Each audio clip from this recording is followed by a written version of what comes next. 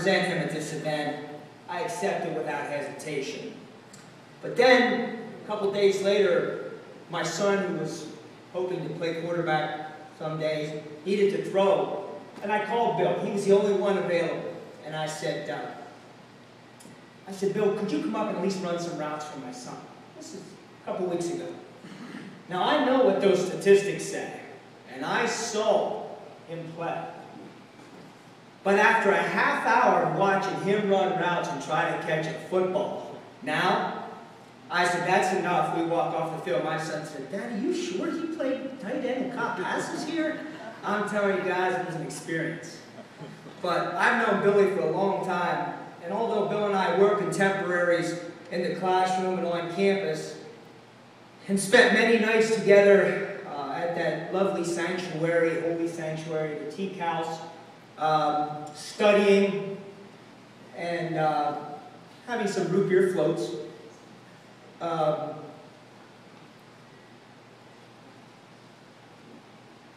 I did not get the chance to play football with him. Now, a little side note, Bill and guys like Bobby Lynn and Joe Spees, you know, they took me in at the Teak House, and I wasn't an official brother, but I was there all the time.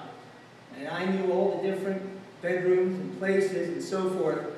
And years later, I come to find out, you know, why did these guys take me in? I worked at the Cello Beverage. I delivered 18 cakes twice a week to the Teak House. They were going to take care of me.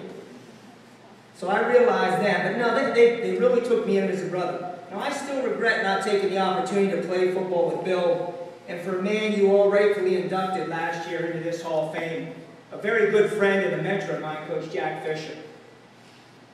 But as a historian and a close friend and a contributor in many ways to this football program, and as someone who has seen many, many Lock Haven State College and Lock Haven University football games, since the great Mike Packer and Sammy Bond, who we'll hear about later, donned in crimson and white, or was it gray and maroon, or was it silver and gold? What was it, Ron?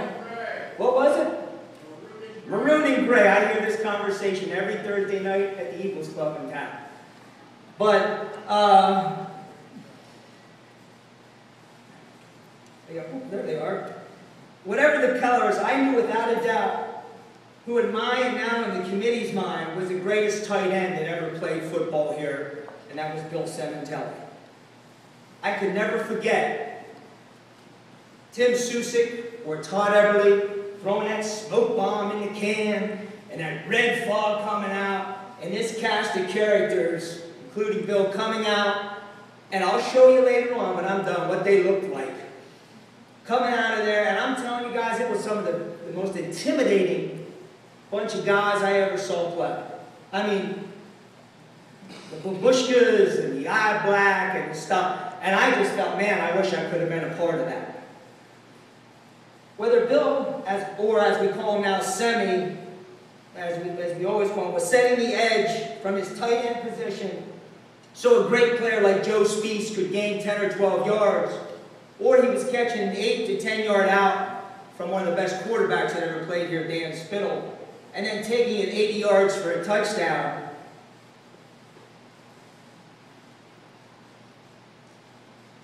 I knew that Bill Sementelli was pretty special at that position. There is no doubt in my mind that had he been just a couple inches taller and coming out of college today, he would have had an opportunity to play at the next level. And I can say that because I was fortunate enough to coach Terry O'Shea, who played for the Pittsburgh Steelers. And the only difference between Terry O'Shea and Bill Sementelli was 4 inches. That's the only difference. Bill Sementelli at tight end at Lock Haven State College is what Jason Witten was to the Dallas Cowboys today. Even though offenses have changed over the years with the introduction of the run and shoot, and now what, we throw the ball 30, 40, 50, even 60 times a year, and he had to play for a guy like Jack Fisher, who was a Cleveland Browns fan, and a center? You know they were going to run the football. Bill still holds a lot of the records as tight end at this university. Before I officially introduce Bill, I'd like you to come up here a minute.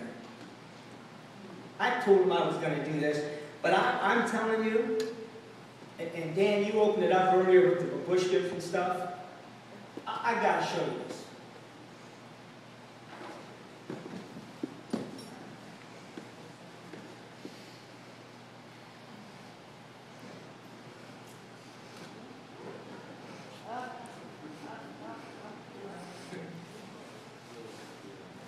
Now, you guys didn't have these back then.